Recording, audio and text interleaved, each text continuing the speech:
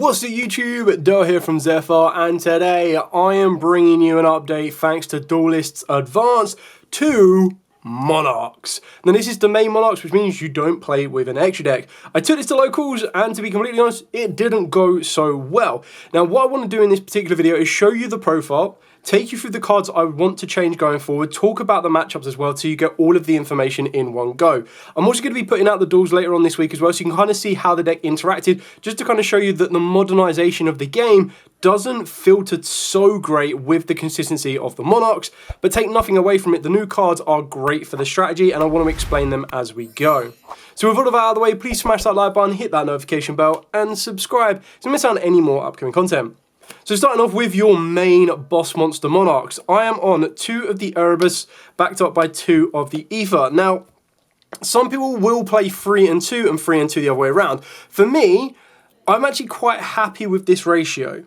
Now, there was no time over the local environment where I was ever like, I'm missing a big Monarch or I'm missing a Squire. So I was actually quite happy with this. And when you consider the ratios that we've got, we're going with a 2 and a 2, and then also playing 3 of the brand new Yugioh, you've actually got 7 of like your higher end Monarch monsters. So for those of you who are unfamiliar with these, I'll go through their effects to be specific with this one. So the Erebus is probably your more aggressive option, but you get to tribute summon this card by treating 1 tribute summon monster, and if this card is tribute summoned, you get to send 2 Monarch spells, don't know why I held up 3, 2 Monarch spells and traps with different names from the hand and or deck to the graveyard. If you do, shuffle 1 card from your opponent's hand, grave, or field back into the deck. Once per turn during either player's main phase, you get to utilize this effect that if it is in the graveyard, you get to discard a Monarch spell or trap to target a monster in your graveyard with 2400 or more attack and specifically 1000 defense to then add it back to the hand. And that's really useful as we do play a card called Majesty's Fiend in the main deck, so you can actually add that back from the deck to the grave, and I'll tell you how it gets there a little bit later on. The new Yugioh is actually just really kind of cool for the deck. So on normal, especially, you get to add a Monarch spell or trap from the deck to the hand, or a monster that is 2800 with 1000 defense from the deck or grave to the hand. You get to declare 1 attribute to make 1 face-up monster on the field become that attribute. If you tribute summon a monster with 2400 or more attack and 1000 defense while this card is in the grave, you can either add it to the hand or you get to special summon it so it becomes your free tribute fodder. And then the Aether, so the Aether, again, you can tribute summon it by tributing 1 tribute summoned monster. If this card is tribute summoned, you get to send 2 Monarch spells and traps with different names from the deck to the grave. And if you do, you special summon a monster with 2400 or more attack and 1000 defense from the deck, but you return it to the hand during the end phase. During your opponent's main phase, if this card is in your hand, you get to banish 1 Monarch spell and trap from the graveyard. Immediately after the effect resolves, tribute summon this card, and this is a quick effect. So what we've kind of gained with the Yugioh is the fact that this is now a better target to summon off the back of the Aether, because this will then give you the ability to search you out a Monarch spell, whereas in the past you were either going for Karaz, which was like a pop and draw, which wasn't the most ideal, but then you also would go for the Erebus, and the Erebus doesn't really get you so much if it's just special summoned. So now we have a really cool target for this, so this is a great addition for it and really does work out nicely. So that's it for your high-end Monarch monsters. I am highly tempted, and this is where I want to make some changes for the deck, is that I was only playing one of the Monarch's Master Plan. Now this one actually gives you the ability to tribute summon, or normal summon technically, a Zaborg, a Mobius, a Thessalos, a Grand Marge, a Riser, or a Caius. Now I actually quite want to lean into that a little bit more going forward, which might mean that I'll play 3 of this, but you basically get to do that when this card is banished, so you get to utilize that with Prime Monarch. The benefit is if it is banished, you get to target a face-on monster your opponent controls. You add a monster with the same attribute that has 2400 attack and 1000 defense from the deck or grave to the hand, and then apply the effect. Now, what I was actually finding when I was playing this card was I was actually finding myself that the only target I was able to search was, of course, the new Yugioh. Whereas I quite like the idea of having like 1 Caius or having 1 of the Thunder Monarch, just because the darks and lights are a little bit more common in the current game state. So that's what I want to be looking into. I wouldn't play both, but I might cut down somewhere and like main at 1 Kaiser, because then it gives you that ability to disrupt your opponent, which I quite like. For the Squires, we are playing 3 of the Primal Squire Tess. Now this card is just absolutely insane, a great addition for the deck. So you get to reveal a Monarch spell or trap in the hand to special summon this card from the hand. During your main phase, you have to activate this effect. You immediately after this effect resolves, tribute summon 1 monster. If this card is sent to the graveyard, you get to special summon a monster with 800 attack and 1000 defense from the deck. You can't special from the extra deck for the rest of the turn, which is absolutely fine. But the idea is this just leads you into your other Squires, but it can also lead you into a very spicy brand new card that I'll talk to you about when we get to it. Speaking of the other Squires, we're on 2 of the Yugioh and 2 of the Yugioh. Now, there were times where I actually was siding one of each of these out, and that was probably more so for when we was going into like game 3 and time was getting close, that I wasn't expecting to enter the grind game. But the idea is that your test gets to summon out the Yugioh. The Yugioh on normal special lets you special summon a monster with 800 and 1000 from the deck, so you'd go into your Yugioh. Yugioh then gives you the ability on normal or special that during the main phase you gain the ability to tribute summon 1 monster. So unlike the test, which you have to activate the effect and then tribute, this one is an activated effect, but it lasts for the entire turn, so you've got that ability to use it whenever you need to. There's obviously additional benefits that if this card is sent to the graveyard, you get to target one of your banished Monarch spells and traps and add it back to the hand. And this one, you get to banish it from the graveyard to target a monster with 800 and 1000 in your graveyard and special summon it, so it gets you back to the Tessa, and then Tessa, once it leaves the field, gets you into more materials. The other kind of Squire I was playing was the Mithra. Now, the reason I was actually maining the Mithra was it was kind of one of them cards that I looked at and I was like, you know what? I can see how a card like Yugioh, if I have to use it as my normal summon, Imperm, Veiler, Ash Blossom, you name it. I then also felt that when I was ending my field, the field is very susceptible to Lightning Storms, Imperms on a Vanities or a Majesty Fiend, and then evenly matched. So I was like, you know what, if I actually go with the Mithra, I don't mind giving my opponent a token, because when I do that, it shuts all of those cards off. So it's one of the cards that I was considering for the side deck rather than the main deck, and then ultimately it came to the bit that I didn't have enough space in the side deck, so I was like, you know what, I'm just going to put it in the main deck and see how it does. Now, throughout this entire locals, I never resolved it the way I wanted to, so it's one that you could arguably cut, but the idea behind it with giving your opponent a token was kind of where I was going for it. The last Squire that I was playing, and technically isn't a Squire, but is the Steel Stringed Sacrifice. Now, this is a brand new level 1 monster that we received in Duelist Advance. If this card is in the hand or grave, you get to target a reveal a level 5 or higher monster in your hand, and then activate one of the following effects, but you can only use each effect once per turn. During the end phase of this turn, you lose 1000 life points if you did not normal summon the revealed monster, or a monster with the same original name after activating this effect. So by revealing that level 5 in the hand, you either get to special summon this card from the hand, you get to add this card from the graveyard back to your hand, or you get to banish this card from the graveyard, and if you do, add a level 5 or higher monster from the grave to the hand, which was so good because when I was using cards like the brand new Monarch's Revolt and revealing to my opponent a Yugioh,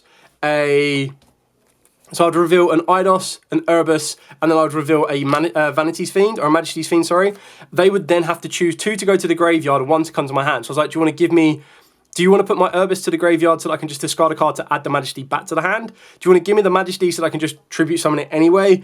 Or did you want to give me the Yugioh in my hand, which becomes a 1-card tribute that then gets me into a Monarch spell or trap? So it kind of put my opponent in a lot of positions. And then when I was able to activate this, the benefit of something like this is it does have Squire stats, being 800 and 1000. So we can actually be special summoned out of all of your other monsters. It becomes tribute fodder, and then it becomes recycle fodder for your big guys from the graveyard, which I thought was just really, really kind of cool. And I'm actually highly tempted to want to play more than this, like maybe 1 more copy. But that would probably be where I take out the Mithra, sorry, and go from there. The last kind of card that acts as a Squire, and the reason I say it acts like a Squire is because it's not a Squire, is the Anchromophrite. So if you have no cards in your extra deck, which in Domain Monarchs you don't, except Amphiromites, you get to destroy this card and then draw a card. So nice success on that one. It can't be normal summoned as a set, and it must be special summoned from your face-up extra deck by having no cards in your extra deck except itself. You can only special summon this card once per turn, and if this face-up card in the monster zone leaves the field, you banish it. So the idea is, if you hard open up with this, you put it in the scale, you destroy it, you draw 1 card, use the effect, summon it, it is now tribute fodder for everything you need. You only really need to play 1 of it. I resolved it like once or twice. The biggest risk of this is if Droll and Lockbird is running around, and I think I got hit with Droll like once or twice, and it pretty much just like end your turn. The last kind of monsters that I am playing are either fodder monarchs, or they're the cards that are going to be your Floodgate monsters. So for the fodder, I've got 3 Kashtira Fenrir. Now, I actually really like this for going first or second. I was kind of like contemplating, do I want to play this or Unicorn? Because I was like, you know what? Unicorn punishes my opponent if they droll me, whereas Fenrir doesn't. And that's kind of, I had that come up like once or twice in like a Sky Striker matchup, is I summoned down Fenrir. I didn't use Fenrir's effect to search. That's kind of like, just don't do that. Because what you want to do is you want to use your first search for being a Monarch card, and then let your opponent go droll. And you go, okay, cool. You don't want to go search out Fenrir and they go droll, because then you know that the only reason you're searching a second Fenrir is to use it as discard fodder. So what I liked about the idea of that one is if I have Unicorn, I'm like, okay, cool, use my first Monarch search, and then they go, cool, Droll. You go, all right, Unicorn, look at the extra deck, and you take away something that could cause you an issue. Like, Typhon, you don't care about, but maybe you want to get rid of an SP Little Knight, maybe you want to get rid of the Detonator. Like, you've got these very specific targets you can just get rid of. So that's kind of why I was considering 3 Unicorn, but then I could also see myself considering 2 Unicorn, 1 Fenrir, and 1 Theosis. And the reason for that is you just go Unicorn, search Theosis, activate on the Unicorn, summon out the Fenrir, and you've basically got both of them in rotation. So that's your 2 tribute fodders should you want to. But yeah, that's something I still need to work on. This actually put in a lot of work for me, and I actually do quite like having it involved with the deck. So that's something I need to look into. The last 2 cards I've got is the 1 Vanity's Fiend and the 1 Majesty's Fiend. Now, I summoned out Vanity's Fiend once, and it got dropleted. Great. I summoned out Majesty's Fiend once, and was able to win the duel. So, like, it kind of shows the difference. The big benefit of this one is annoyingly this has 1200 defense. If it had 1000 defense, you could search this out, whereas this one has the exact stats you need, so it's very easily searchable. This one you do just have to hard draw it, but you also need to be very careful because if you play 3 of this card, they're going to be additional bricks if you don't get to go first. I was happy with a 1-on-1 ratio. I might consider just taking out the Vanity's Fiend completely. The Majesty Fiend being searchable is just well worth it. And the Vanity Fiends actually came back to bite me in the backside. And what I mean by that is there was a point where I had to tribute off the Tessa. And with tributing off the Tessa, I couldn't use Tessa's effect to special summon back the Squires because I can't special summon monsters. So this one didn't actually work out that nicely for me. So I'm highly tempted to get rid of it, but I understand that if you are able to get it on the field, you can pretty much win a duel. The issue that I also found is that this deck will just struggle against the amount of hand traps that are being used. Like, if they just go, cool, pass, and they go Imperm on Vanities, you're like, God, I wish I had the Mithra to give my opponent a token so that they couldn't do that. And that was kind of more of the thinking behind the Mithra. Also, on top of that, there were just like droplets that outed it. Less so kaijus, because obviously you can't kaiju it, but there were just more ways of getting rid of it. I was like, okay, well, if my opponent has a way to normal summon a card and destroy it, then very unlikely to do that. But yeah, there was just more ways to out these cards than I first thought. This is probably harder to out, and it's probably something I'd focus on more. So that's it for the monsters. Moving on to the spells. So for the spells, pretty standard on this one. 3 Pantheism. I actually found myself using the graveyard effect more than the draw effect, but usually what I'd do is I'd kind of want this, like, you burn through your Monarch spells and traps. You don't really want to be sending a Monarch spell and trap from the hand. So there was more times that I was using this as discard fodder, banish it from the graveyard, revealing 3 cards, adding one of them, basically being Tenacity or Domain, or even the brand new Revolt, and then use the Squire, the Idea, and then add it back to the hand, and then use the effect to ditch a double spell that I'm not going to get any use for. 3 Domain in the Monarch, it's not as good as it once was. It's still, like, great if you're able to resolve it, but again, in the modernised game state, there's just more ways to play against it. So in my matchups today, I ended up facing Blue Eyes Invoked round 1, and I just got hand trapped to death, and they literally just kicked my ass. Like, I couldn't do anything. They went first, was able to build up a field. Then in game 2, I went first, and I got hit with a Ash on, so I went into the Eidos and the Squire. Squire got ashed because I went Chain It 1, Chain It 2 because I really wanted the spell card. Whereas in hindsight, like if I'd gone Squire 1, Eidos as 2, they would have had to ash the Eidos and the Squire would have resolved, but then I still wouldn't have had anything to continue. Anyway, I digress. So I got Ash and then Impermed, then I passed my opponent and they just went Raigeki, and I was like, okay, cool, empty field, let's go. Domain, it's just a lot easier now. So Domain not being able to go to extra deck, against Blue Eyes, it's either Drill Beam or it's get a Blue Eyes to the field quite easily and then Blue Eyes punch over it. So True Light, bring back Blue Eyes, punch over it, and then we're pretty much out of the lock. In the Sky Striker matchup, it was like, okay, cool, Afterburners or Widow Anchor, anything like that to take and get rid of my monster, and then GG, Domain's out of the field. The other one I played was Yubel, and they were like, yeah, cool. The first time they couldn't do anything because I had this and Majesty. The second time I had this with Urbis, and they were just like, yeah, well, I'll just spam the board with Yubel monsters with Nightmare Pain and then just attack into you. So I was like, okay. It's a great card. There is no doubt about that whatsoever. It's just not to the level it was back in the day. Like back in the day when Monarchs were the top tier and the best deck around, like locking your opponent out of the extra deck was pretty much game over. There was a lot less ways of being able to out the Domain lock. There was a lot less ways of Imperms and Veilers and everything else like that in between. Then for the other spell cards, we've got 3 of the brand new Monarch's Revolt. Absolutely love this card. So discard 1 card to reveal 3 monsters with 2400 attack or more. and 1000 defense, and or 800 attack and 1000 defense. Your opponent chooses one of them to add to your hand, and you send the rest to the graveyard. After this turn, you can't special summon from the extra deck, which you're not going to be doing. You can banish this card from the graveyard to special summon one monster with 800 and 1000 from the hand. So again, it just gives you free fodder. But what I found was there was fewer ways to get to my big boss monsters, because there was a lot of ways of revealing my boss monsters and getting a spell. But then the only other way to get to my big boss monarchs was Return of the Monarchs. And not many people play this, which I can understand. Like, this only came out like once for me. But when you tribute summon a monster, you get to activate one of the effects to add a monster with 24 and 1000, or add one with 28 and 1000.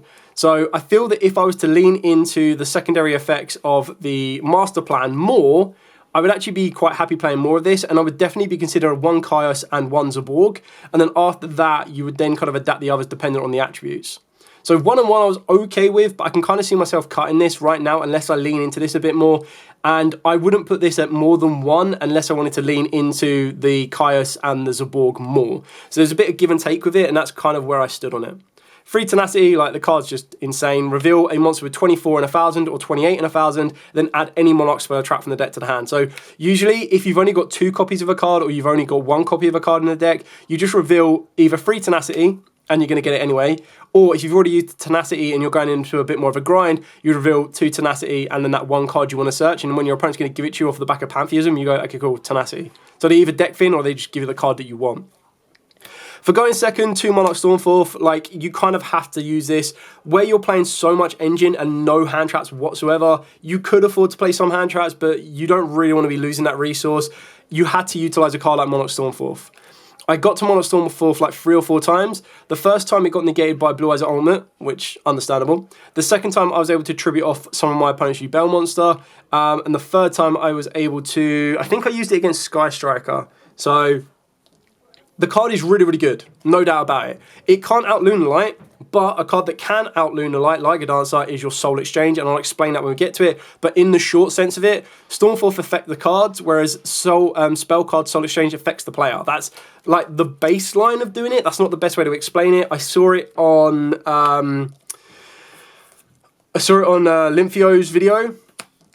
And I'll try and, Lithium's video, and I'll try and put the link in his video below, because that actually inspired me for some of the cards on this one. I feel like if you're going to go anywhere, you're going to go to like the Monarch Master. So yeah. And then the final 3 cards is 1 Prime, 1 Erupt, and 1 of the Perfection. Now again, in all honesty, I got access to Erupt once, but never needed to actually activate it. Prime, you go through so many times, it's unreal. And the Perfection, as good as the card is, I never actually got to resolve it. So as this is a new one, so once per chain, if your opponent special summons a monster or monsters and you control a tribute summon monster, except during damage step, you get to banish 1 Monarch spell or trap from the grave, then activate one of these effects. You can only use each of the effects once per turn. So destroy 1 monster on the field, destroy up to 2 spells and traps on the field, discard a random card from your opponent's hand, destroy a face down card on the field, place 1 card from the field on top of the deck, or banish 1 card on the field. So it's very good spot removal. You just need to be able to set up all of your Monarch spells and traps in the graveyard so that you can have endless resource for it. Honestly, I could very easily see myself taking this out. This was a card that I would side out if I was going second, because it was going to be less effective for me. The Prime Monarch, there was a couple of times I was like, I wish I had 2 of this, because I want to be able to recycle from the graveyard a lot more consistently, and you're trying to thin down on all of your like excess engine where it's all possible. So that's it for the entire main deck. Now to show you the side deck, as there is no extra deck in Domain Monarchs. So for the side deck, I went with 3 Artifact Lancia. I never used this, never sided it in. It was just a last minute panic. These were supposed to be triple tactics thrust, and you'll see that as I go through the rest of my extra deck, side deck. But I kind of panicked against the Lunalight matchup. I was like, oh, how can I consistently stop the Lunalights actually going off? Yes, of course, I have cards that can help me break their field. How do I stop them going off? And I was like, if I disrespect Malice, I'm just going to get absolutely tranced by it. So I went Lancia, and then never needed it or used it. Got the 1 Zaborg, the Mega Monarch. So this card is insane when it resolves, but then the more and more I thought about it, it was just kind of like, it was nice to rip away your opponent's extra deck, but then if your opponent can play without their extra deck, in most of my matchups was the case, it didn't make that much of a difference. So you get to tribute summon this card by tributing one tribute summon monster. If this card is tribute summoned, you get to target a monster on the field, destroy it, and then if it was a light monster, both players send as many cards as possible from their extra deck to the graveyard, but not more than the original level or rank of the destroyed monster. So the idea is you would tribute summon this guy down, use its effect to tribute itself, being a level 8 light. That would then give you the ability to choose your opponent's cards that they send from the extra deck to the graveyard, even though you don't send any. Really? Even though you don't send any. That's the dog in the background, by the way. Even though you don't send any, you still make your opponent send 8, which is really kind of cool because you get to see your opponent's extra deck and go, cool, get rid of that one, that one, that one, that one, that one, and you leave them with like 7 cards that are going to be less effective against you. Then we play the insane card that I never got to see or resolve, is Spell Card Soul Exchange. So immediately after this effect resolves, tribute summon one monster, and you can tribute monsters your opponent controls even though you do not control them. But the card you summon cannot be tributed this turn, so make sure you don't tribute into a small Eidos because then you won't be able to tribute him off in that turn. If this card is sent from the field to the graveyard, your opponent can apply the effects, the preceding effect as well. You can only activate one spell card Soul Exchange per turn. So honestly, it's a really kind of cool card if I saw it, and that's where I'd want to take the Lancers out for Frost, so I had more consistency to get to this, but I never saw it when I wanted it, and I had to rely on Monarch Stormforth a little bit more. One Harpy's Feather Duster. I went with 3D Barrier. I was worried about Lunalights, I was worried about Mitsurugis, and then I was worried about like Synchro plays as well. Honestly, never saw it, never needed it. Would much rather cut this down to like 1, and then play 2 Frost in its place, and then maybe like an Artifact Sanctum, in a sense. Again, worry on Lunalights. I don't know why I thought this was a good idea, but I went with Rise to Full Heights, and the idea was I would Frost it, activate it, target a face-up monster on the field, double its defense, but its defense becomes 0 at the end of the turn. I banish this card from the graveyard and then target a monster I control. Monsters my opponent control can only attack that card. So if they were to get rid of it, if they were to go Liger Dancer and destroy it, or if they were to go and attack it and get rid of it, they then wouldn't be able to attack again because that monster has left the field. So it's just one of them ones to try and like skip the turn. But honestly, it might as well not been in here. This is like very easily, you'd go for like the Sanctum, and then you'd go for like your 2 Frosts. And then the final card was Judgment, because I didn't want to get blown out by Lightning Storms and Dusters and Evenlies and everything like that. And I got blown out by a Raigeki. I did get blown out by a Lightning Storm, which was really annoying.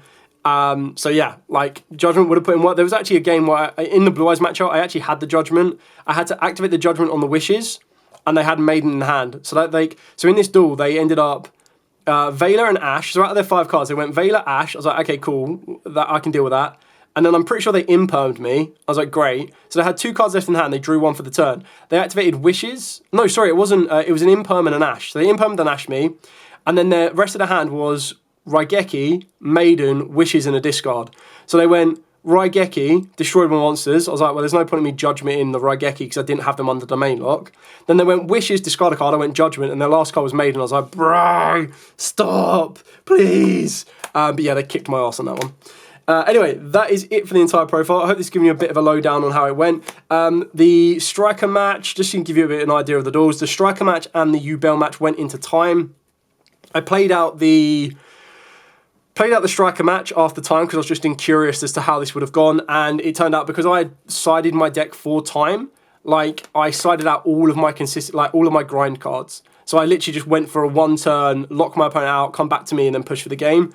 And then in the Yubel matchup, they were just able to keep floating under Nightmare Pain. So I got rid of the first Nightmare Pain, they then activated the second Nightmare Pain. I was like, bruh. And then they had Yubel and Spirit. This was all under domain lock, by the way. They had Yubel and Spirit. They gave me the Geist Grinder Golem, attacked my Geist Grinder Golem. They went up by 6k, and I took 6k damage. And then I had to get rid of Yubel, Spirit of Yubel. They had Throne, and then they were able to get into Terra Incarnate as well. So I was like, I just couldn't get past all of it without taking any damage. So, but yeah, it was an interesting kind of experience. There's some changes I want to make. Like, I'm probably going to be taking out Vanities. I'll take out one of the track cards, probably the Perfection. Maybe I'll take this out. I'm not too set on it just yet. It's kind of like, I wouldn't say win more, but it just kind of helps you in the grind state a bit more. I really like Fenrir. I'm keeping that in. I like Majesty. I'm keeping that in. I kind of and ah about the Squires. Honestly, I think I'll take out the Mithra, and I will probably take out... I kind of feel that I could afford to take out either an Adia or take out an Eidos, just because I can recycle quite easily. And then at least I've got the variety of the draw and then the ability to get my big guys back more consistently. But then as you can see here, I've taken out 3 Squires, but none of the big guys. So like you're probably more bound to line up with big guys without the Squires, and that's really going to be a detriment to you. So it still needs a bit of work. There's still a bit of tweaking to do with it as well. But I'm glad I got to try it, and it kind of just showed me that the kind of modernized game state, there will be duels where you set up the full domain lock and your opponent can't break it and you win. And you're like, yep, cool, done my job. But then there'll be duels where you're like, hand trap, and you're like, yeah, I can't do anything. Or there's times when you're just sitting there, your opponent's going off, and you're like, Monarch Stormforth, Monarch Stormforth, Monarch Stormforth, and no way to it. Or you get to it and they can negate it. So I can see the hits and misses with this deck. It's definitely something that I want to keep working on. I do like the idea of stuff like the steel stringed, and just kind of the different options like that to see how experimental you can get with it, and kind of go from there. Anyway, thank you so much for watching. Don't forget to like, comment, subscribe, share. Till next time, as absolutely always, stay safe, and of course, happy dueling.